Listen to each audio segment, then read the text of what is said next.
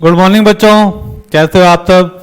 आप सभी का स्वागत है जागृति क्लासेस के ऑनलाइन लर्निंग प्लेटफॉर्म पर, जहां हम कर रहे हैं एल्कोहल फिनोल ईथर। इस चैप्टर में आगे बढ़ेंगे अपने और स्टार्ट करते हैं नेक्स्ट रिएक्शन एल्कोहलों का अपचयन। याद रखना, अपचयन के लिए क्या करना है अपने पास। अपचयन के लिए भी एक अभिकर्मक चाहिए होता है और एल्कोहल क्या करते हैं, लाल फास्फोरस और HI के साथ हमेशा एल्केन का निर्माण करते हैं। तो लिख देंगे कि अल्कोहल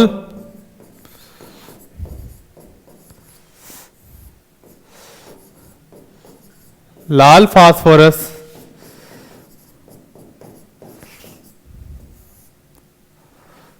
तथा HI के साथ एल्केन का निर्माण करते हैं,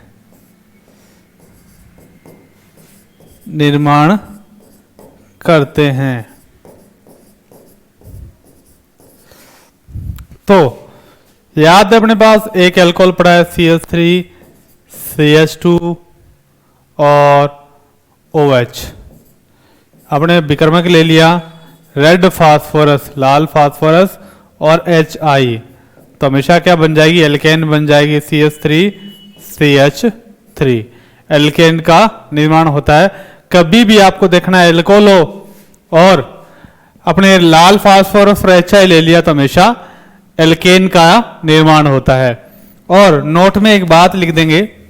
नोट में क्या बात लिखेंगे, नोट में अपने ये लिखेंगे, कोई भी ऑक्सीजन युक्त कार्बनिक यौगिक, कोई भी ऑक्सीजन युक्त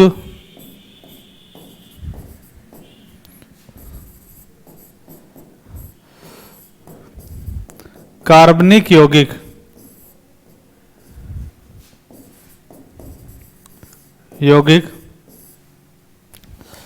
लाल फास्फोरस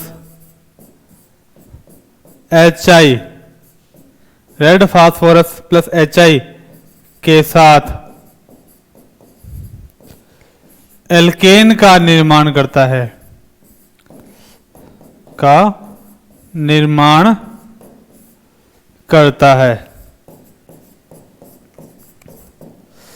अब बात आती है एल्कोहलों का निर्जलीकरण। निर्जलीकरण क्या होता है कि एल्कोहलों में से H2O का बाहर निकल जाना। क्या, अल्कोहल में से H2O का बाहर निकल जाना, वो क्या होता है, एल्कोहलों का निर्जलीकरण होता है। तो ये होता है H2SO4 की उपस्थिति में, इसलिए इसे बोलते हैं एल्कोहलों का अम्लीय निर्जलीकरण। अम्लीय निर्जलीकरण,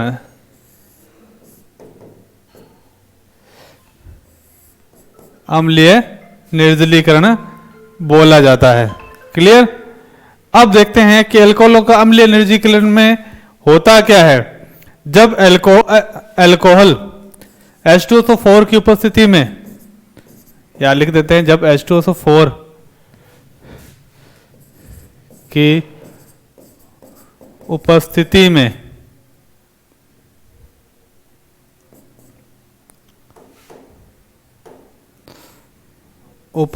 में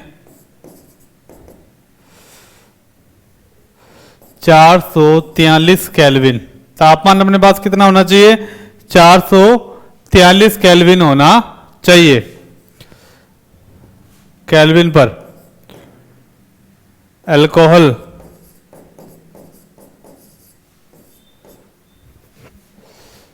निर्जलीकृत होकर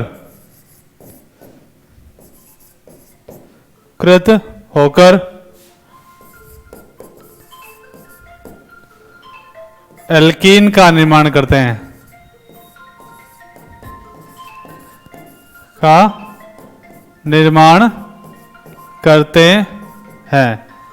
क्लियर। ये चीज आपको बच्चों क्या करनी है, याद रखनी है। तो इसमें अपने को ध्यान क्या रखना है, अपने को ध्यान ये रखना है कि अल्कोहल का ही निर्जलीकरण करना है और टेम्परेचर हमेशा क्या रखेंगे, 443 केल्विन रखेंगे। और अम्लीय निर्जलीकरण है इसलिए क्या लेते हैं, H2SO4 लेते हैं। क्लियर। अब आपके पास कंपाउंड ले लिया मैंने, अल्कोहल है CH3 CHOH CH3, अम्लीय निर्जलीकरण है तो क्या ले लिया, H2SO4। तापमान कितना, 443 केल्विन। 443 केल्विन है तो क्या होगा, एक OH यहां से निकलेगा, एक H यहां से निकलेगा, ये बॉन्ड चला जाएगा यहां पर, तो अपने पास क्या बन गया, CH3 CH double bond CH2। अब बात करते हैं एल्कोनों का अम्लीय निर्जलीकरण तो अपने कर चुके हैं। अब उसके बाद में जो बात आती है वो है निर्जलीकरण की क्रियाविधि। कैसे ये निर्जलीकरण की क्रियाविधि होती है, 443 केल्विन टेम्परेचर पर। क्लियर।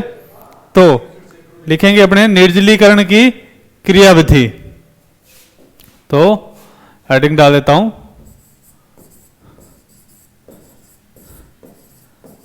निर्जलीकरण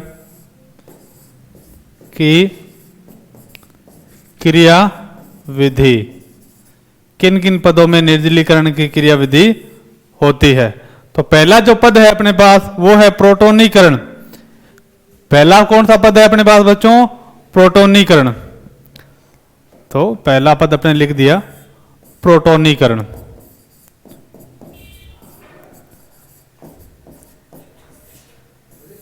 प्रोटोनीकरण में क्या होता है, तो प्रोटोनीकरण में अपने पास क्या होता है, अल्कोहल पर सर्वप्रथम क्या होता है, ऑक्सीजन के ऊपर क्या होता है, लोन पेयर ऑफ इलेक्ट्रॉन होता है। क्लियर। ऑक्सीजन पर क्या है अपने पास, लोन पेयर ऑफ इलेक्ट्रॉन है। अब क्या होता है, प्रोटॉन क्या करता है, ऑक्सीजन पर आक्रमण करता है। तो मैं लिख देता हूं सर्वप्रथम प्रोटॉन, जैसे बोलते हैं H+, ऑक्सीजन पर आक्रमण करके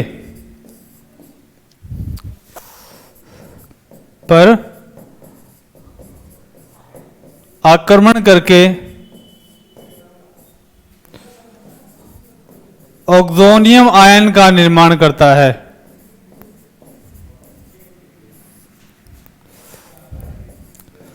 आयन का निर्माण करता है।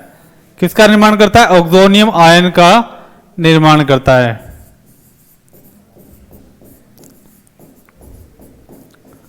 तो ऑक्सोनियम आयन आप वहां से लिखेंगे। और अपने पास क्या है, ये देखो, ये आपके पास क्या अल्कोहल पड़ा है, CH3 CH2OH। ऑक्सीजन पर क्या है, 2 एकांकी इलेक्ट्रॉन युग्म है। क्लियर। और ये अपने पास क्या H+, ये H+ क्या करेगा, यहां आक्रमण करेगा क्योंकि इसके पास किसकी कमी है, इलेक्ट्रॉन की कमी है। तो ये किसका निर्माण कर लेगा, ऑक्सोनियम आयन का निर्माण करेगा। इससे जो आयन बनेंगे CH3 CH2OH, ये H बन गया।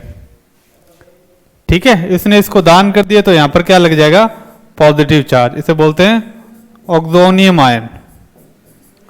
क्या बोला जाता है, ऑक्सोनियम।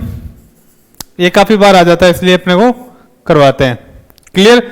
इसके बाद में करते हैं निर्जलीकरण, और निर्जलीकरण को बोलते हैं कारक धनायन का निर्माण। दूसरा जो पद है अपने पास क्या है, निर्जलीकरण, जिसे क्या बोला जाता है, कारक धनायन का निर्माण।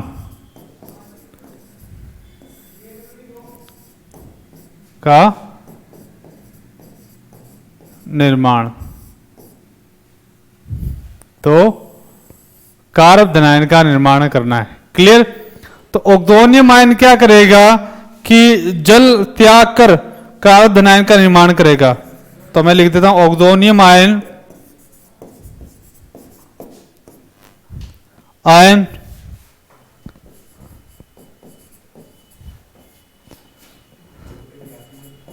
जल त्याग कर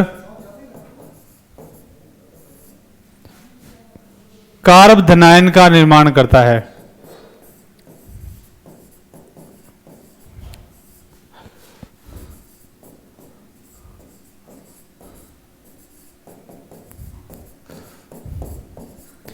ये ऑक्सोनियम आयन है, इसे मैं उठा के इधर ले आता हूं, ठीक है।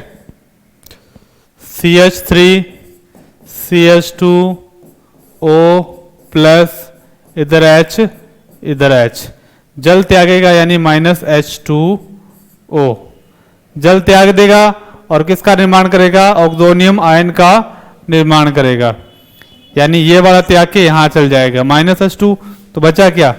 CH3 CH2 प्लस बच गया, ये क्या है? कार्ब धनायन, कार्ब धनायन का निर्माण कर लिया। क्लियर? अब उसके बाद में क्या बोलते हैं? विप्रोटोनीकरण बोलते हैं तीसरे पद को। तीसरे पद को क्या बोला जाता है? विप्रोटोनीकरण।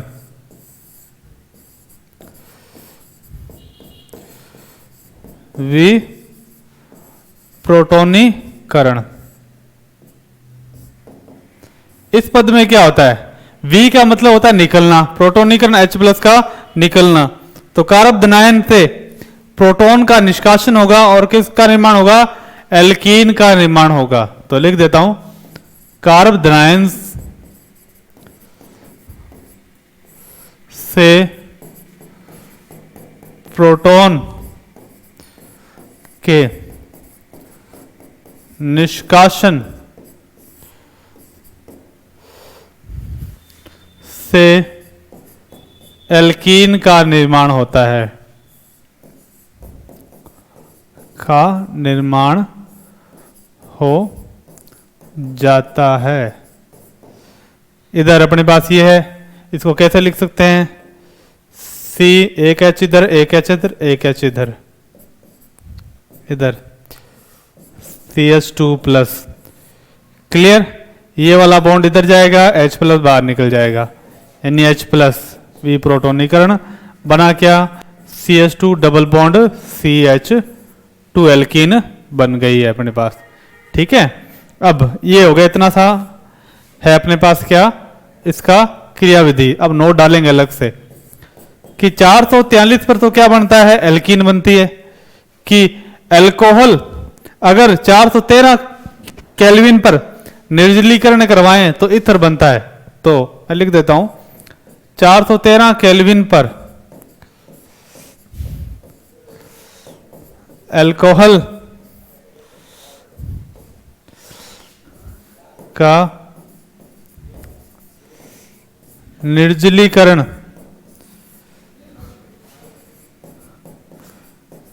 कराने पर क्या बनता है? ईथर का निर्माण होता है।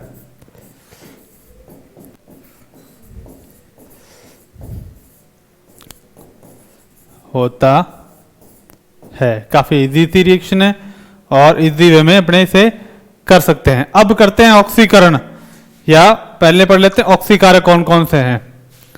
तो ऑक्सीकारक नोट में अलग से लिख देते हैं। ऑक्सीकारक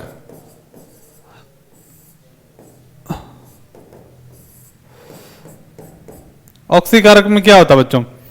ऑक्सीकारक में कुछ ऐसे पदार्थ होते हैं जो क्या करते हैं? जो अल्कोहलों से कार्बोनिल यौगिकों का निर्माण करते हैं। ऑक्सीकारक वो होते हैं जो क्या करते हैं? खुद का तो क्या कर देते हैं? अपचयन कर देते हैं और सामने वाले का क्या कर देते हैं? ऑक्सीकरण कर देते हैं। अब जब अल्कोहलों का ऑक्सीकरण होगा तो किसका निर्माण होता है बच्चों? अल्कोहलों के ऑक्सीकरण से कार्बोनिल यौगिकों का निर्माण होता है, यानी एल्डिहाइड कीटोन कार्बोक्सिलिक अम्ल जैसे। तो मैं लिख देता हूं, अल्कोहलों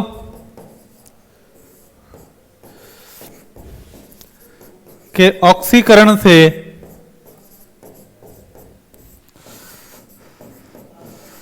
कार्बोनिल यौगिकों का निर्माण होता है। कार्बोनिल यौगिकों का निर्माण होता है।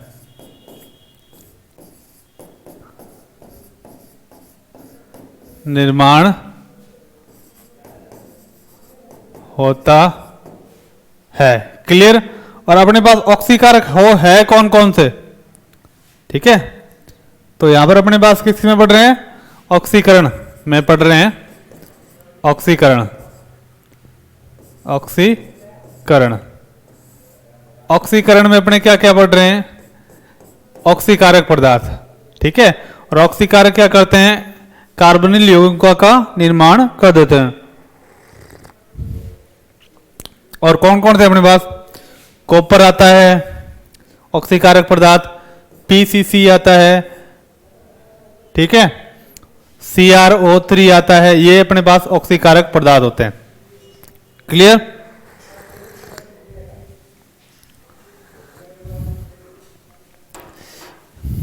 ठीक है, कि उपस्थिति में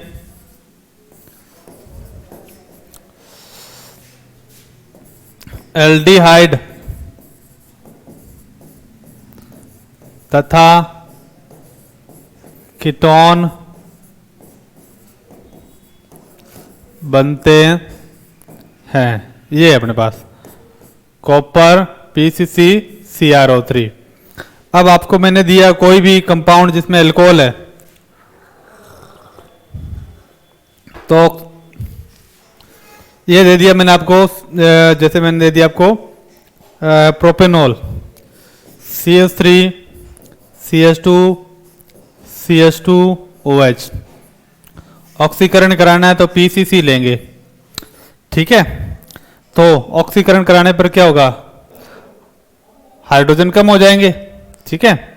तो यहां से हाइड्रोजन कम कर दो, -H2, तो क्या बचा, CH3 CH2 CHO, एल्डिहाइड बन गया। क्या बन गया, एल्डिहाइड, एल्डिहाइड बन जाता है। प्राथमिक अल्कोहल है, प्राथमिक अल्कोहल होगा तो उससे क्या बनेगा, हमेशा एल्डिहाइड बनेगा। और द्वितीयक अल्कोहल होगा उससे क्या बनेगा, कीटोन बनेगा। तो मैं लिख देता हूं कि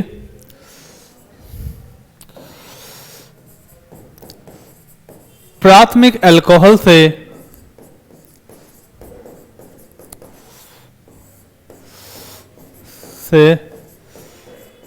एल्डिहाइड तथा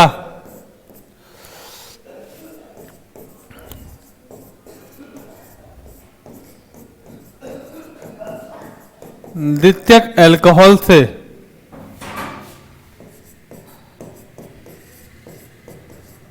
कीटोन बनता है।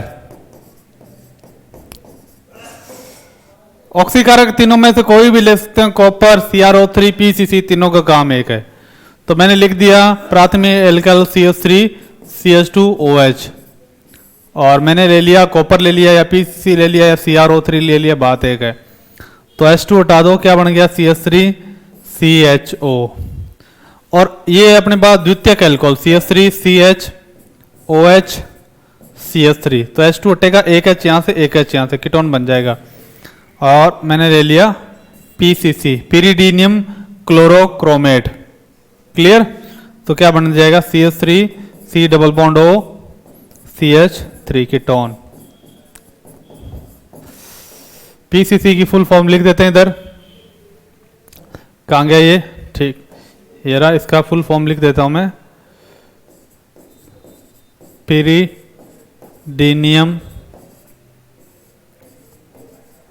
क्लोरोक्रोमेट,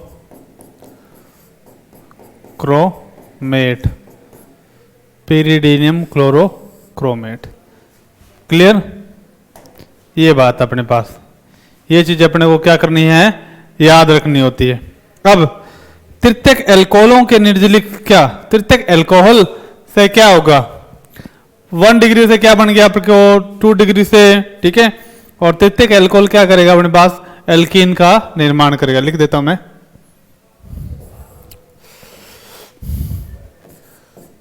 तृतीयक अल्कोहल एल्कीन का निर्माण करता है। किसका निर्माण करता है, एल्कीन का निर्माण करता है।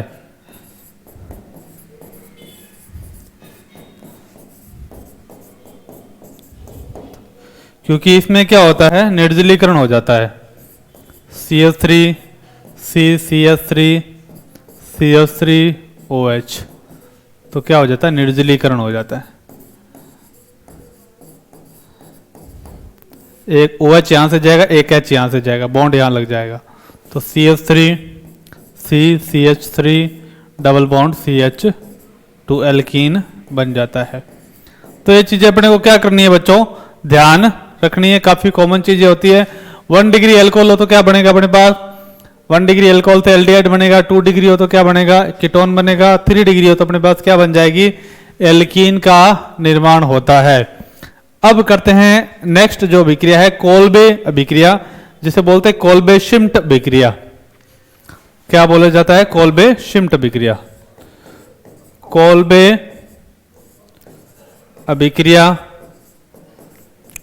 या क्या बोला जाता है, कोल्बे शिम्ट अभिक्रिया। क्या होता है इसके अंदर, सिंपल सी रिएक्शन है। जब अपने फिनोल की अभिक्रिया NaOH से कराते हैं तो क्या बनता है, सोडियम फिनोक्साइड बनता है। वही अपने जो पहले कर चुके हैं, ये फिनोल है, फिनोल की अभिक्रिया अपने करवा दी NaOH के साथ, ये पहले भी पढ़ चुके हैं अपने, ठीक है, NaOH के साथ, तो क्या बनता है,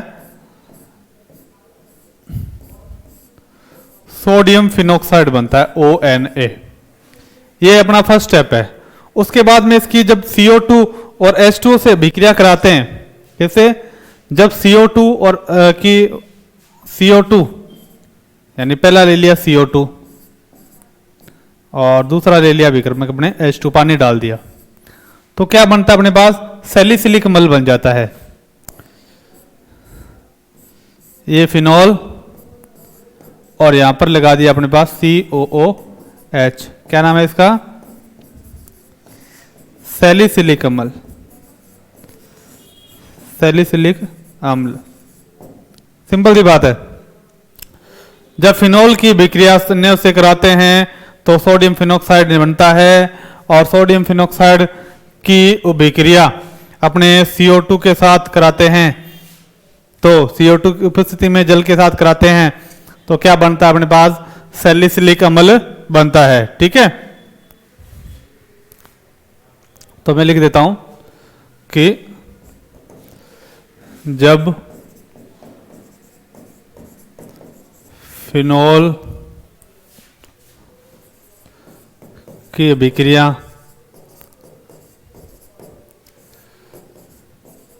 NaOH से कराते हैं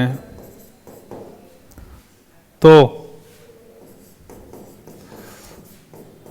सोडियम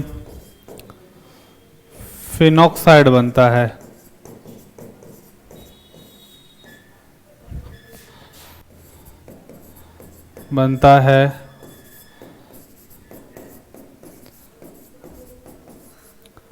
और फिनोल से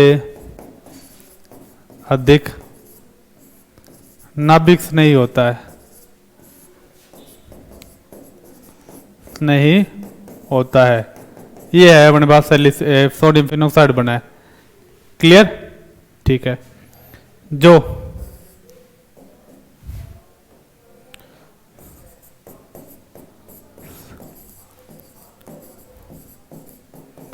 साथ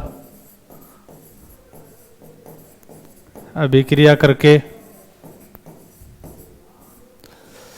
सैलिसिलिक अम्ल बनाता है, अम्ल का निर्माण करता है।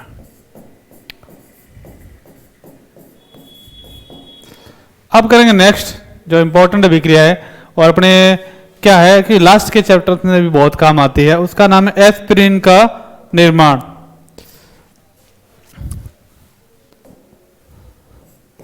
एस्पिरिन एक दवाई होती है,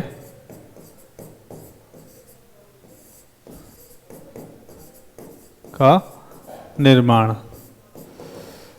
क्या है अपने पास, सैलिसिलिक अम्ल है, उसकी अभिक्रिया कराते हैं अपने एसिटिक एनहाइड्राइड के साथ। एनहाइड्राइड में एक ऑक्सीजन ज्यादा है होता है, तो ये अपने पास यहां लिख देता हूं मैं, सैलिसिलिक अम्ल COOH, ये सैलिसिलिक अम्ल, उसकी अभिक्रिया कराई अपने CH3CO की 2 ऑक्सीजन, ये एसिटिक एनहाइड्राइड है। इसके साथ अभिक्रिया कराते हैं तो अपने क्या बनता है, एस्प्रिन बनता है। ठीक है, OCOCH3, क्या OCOCH3 जुड़ जाता है किसकी जगह पर, इस OH की जगह पर, यानी सिंपल है सब। ये है अपने पास OCOCH3 और यहां पर अपने पास COOH और साइड में अपने पास क्या बन गया, CH3COOH। इसका नाम क्या, एस्प्रिन। जब सैलिसिलिक अम्ल की अभिक्रिया एसिटिक एनहाइड्राइड के साथ करवाई जाती है तो एसिटिल सैलिसिलिक अम्ल का निर्माण होता है। तो किसका निर्माण होता है, एसिटिल सैलिसिलिक अम्ल, जिसे एस्प्रिन कहते हैं। लिख देता हूं, जब सैलिसिलिक अम्ल की क्रिया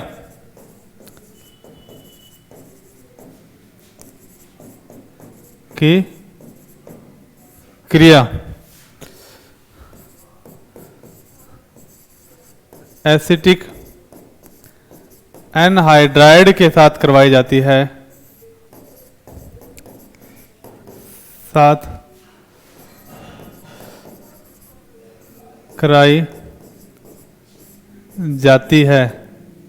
तो एसिटिल सैलिसिलिक अम्ल बनता है। तो एसिटिल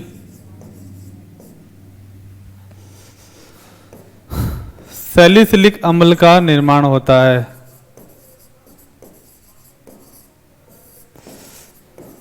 अम्ल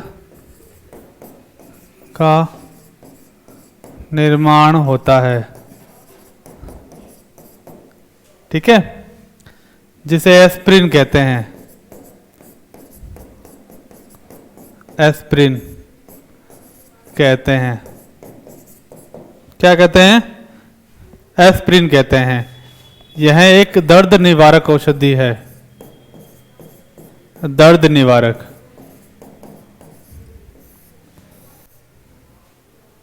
ठीक है, औषधि है, दर्द निवारक औषधि एस्प्रिन। क्या नाम है इसका, एसिटिल सैलिसिलिक अम्ल है इसका नाम। क्लियर। और कहते हैं कि एस्प्रिन का उपयोग खाली पेट नहीं करना चाहिए। ठीक है, दर्द निवारक है, दर्द निवारक और ज्वरनाशी भी लिख देते हैं इसके अंदर। ज्वरनाशी ने बुखार उतार देती है, ज्वरनाशी है। क्वेश्चन आ चुका है एक बार एग्जाम में कि नोट डाल के लिख देता हूं, क्वेश्चन क्यों बनाए फिर डबल लिखना पड़ेगा। नोट ये है, इंपॉर्टेंट नोट डाल दो कि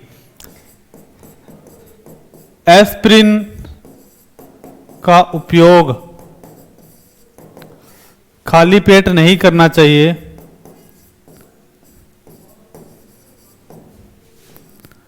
नहीं करना चाहिए। क्यों? क्योंकि ये क्या करता है, पेट में अपघटित हो जाता है। चाहिए क्योंकि यह पेट में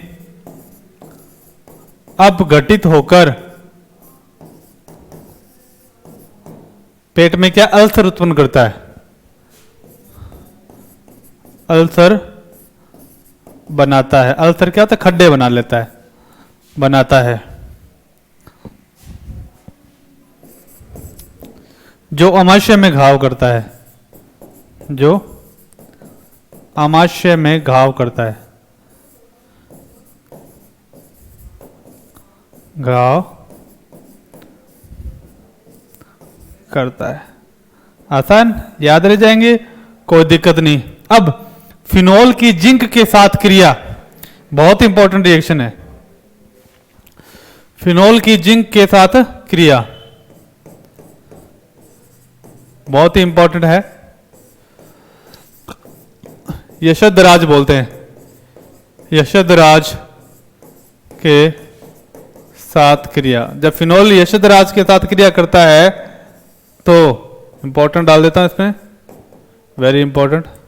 तो फिनोल जब भी यशोधराज के साथ क्रिया करता है जिंक के साथ, जिंक चूर्ण होता ही है, ठीक है, तो क्या बनता है, बेंजीन बन जाती है, बेंजीन, बेंजीन का निर्माण होता है। और ये ऑक्सीजन जिंक के साथ जुड़ के क्या बनाता है, जिंक ऑक्साइड, ठीक है। तो मैं लिख देता हूं फिनोल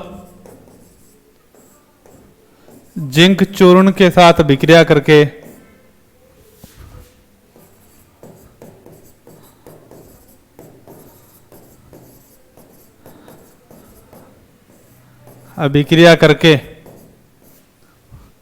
बेंजीन का निर्माण करता है।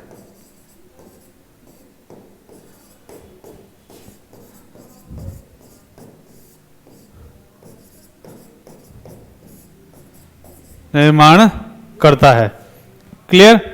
ये होगी अपने पास सिंपल सी अभिक्रिया। अब जो नेक्स्ट अभिक्रिया है वो डिस्कस करते हैं ऑक्सीकरण। जब फिनोल का अपने ऑक्सीकरण करते हैं किसकी, पोटेशियम डाइक्रोमेट, सोडियम डाइक्रोमेट और H2SO4 की उपस्थिति में, तो किवनॉन बनता है। तो मैं लिख देता हूं ऑक्सीकरण, ऑक्सीकरण।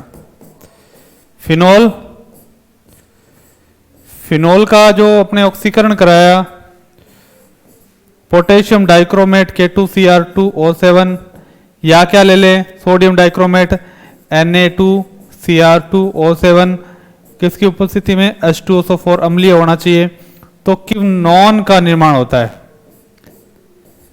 ये एक ऊपर, इसे बोलते हैं किवनॉन, किवनॉन। अगर दोनों साइड ऊपर OH OH हो ना, ऊपर OH भी नीचे भी OH, तो उसे बोलते हैं किवनॉल। तो मैं लिख देता हूं फिनोल का ऑक्सीकरण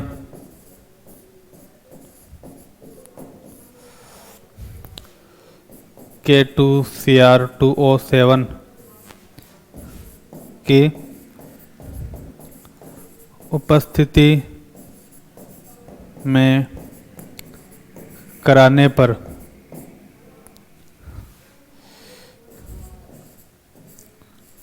किवनॉन का निर्माण होता है, क्लियर, ठीक है। अब इसमें अपने क्या है कि कुछ ज्यादा इसमें है नहीं, जो इसके जो नेक्स्ट रिएक्शन आती है वो काफी इंपॉर्टेंट है और सबसे ज्यादा पूछे जाने वाली भी रिएक्शन है, वो है राइमर टीमान रिएक्शन। कौन सी है, राइमर टीमान रिएक्शन, राइमर टीमान अभिक्रिया।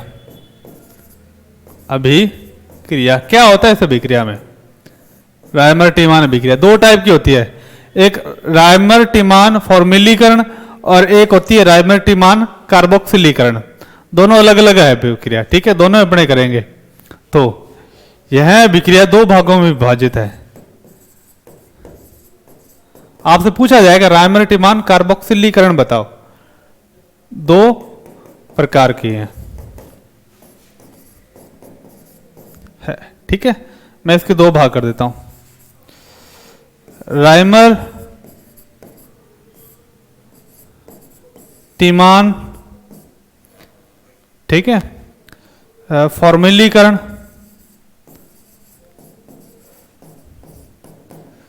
तो राइमर टीमान फॉर्मिलीकरण, फॉर्मिल का मतलब होता है CHO समूह, यानी एल्डिहाइड बनेगा, क्लियर। तो इसमें क्या होता है, जो अभिकर्मक लिया जाता है वो अभिकर्मक क्या होता है अपने पास, अभिकर्मक होता है क्लोरोफॉर्म CHCl3 और क्षार हो जाता है कोई भी, ठीक है, क्षार लिखता हूं KOH NaOH। तो उस उपस्थिति में क्या बनता है अपने पास, एल्डिहाइड बनता है, फॉर्मेल्डिहाइड, क्या सैलिसैल्डिहाइड बनता है। ये फिनोल है,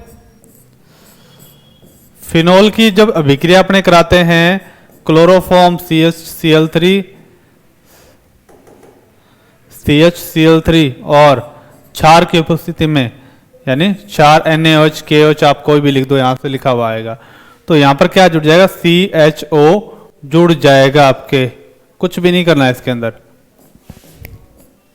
यहां पर क्या जुड़ जाएगा, CHO, ये अपने पास है। रायमर्टिमान क्या है, फॉर्मेलीकरण। आसान है। तो रायमर्टिमान फॉर्मेलीकरण में जो विकर्मक कौन सा लिया जाता है आपके पास, CHCl3 और क्षार, याद रखना। यानी फिनोल जब CHCl3 और क्षार की उपस्थिति में क्रिया करता है तो सैलिसैल्डिहाइड बनता है। नाम इसका क्या है, सैलिसैल्डिहाइड।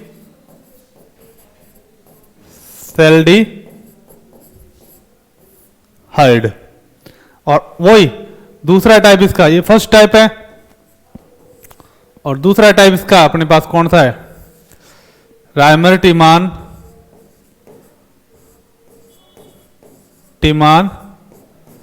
कार्बोक्सिलीकरण।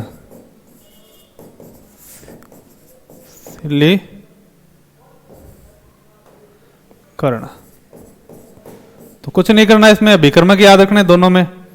इसमें जो अभिकर्मक होगा वो होता है अपने पास कार्बन टेट्राक्लोराइड प्लस क्षार। ये अपने पास फिनोल है, और क्या है अपने पास CCl4, और क्या लिया जाता है, क्षार। ये फिनोल OH, और अपने पास क्या है, COOH। तो इसका नाम है सैलिसिलिक अम्ल। क्या नाम है, सैलिसिलिक अम्ल। क्लियर, आसान है, कुछ भी नहीं है। तो ये दो टाइप की अभिक्रियाएं हैं अपने पास, रायमर्टिमान कार्बोक्सिलीकरण और रायमर्टिमान फॉर्मेलीकरण। दोनों में किसका खेल है, सिर्फ अभिकर्मक का खेल है। तो ये चीज अपने को ध्यान रखनी है, और इन अभिक्रियाओं में कुछ भी नहीं है। ठीक है, तो अगले जो लेक्चर में करेंगे अपने जो अभिक्रियाएं करेंगे वो है इलेक्ट्रॉन्स नहीं प्रतिस्थापन अभिक्रियाएं, जो काफी अच्छा पॉइंट है इस लेक्चर का, इस चैप्टर का भी। तो मिलते हैं नेक्स्ट क्लास में, तब तक के लिए थैंक यू, बाय।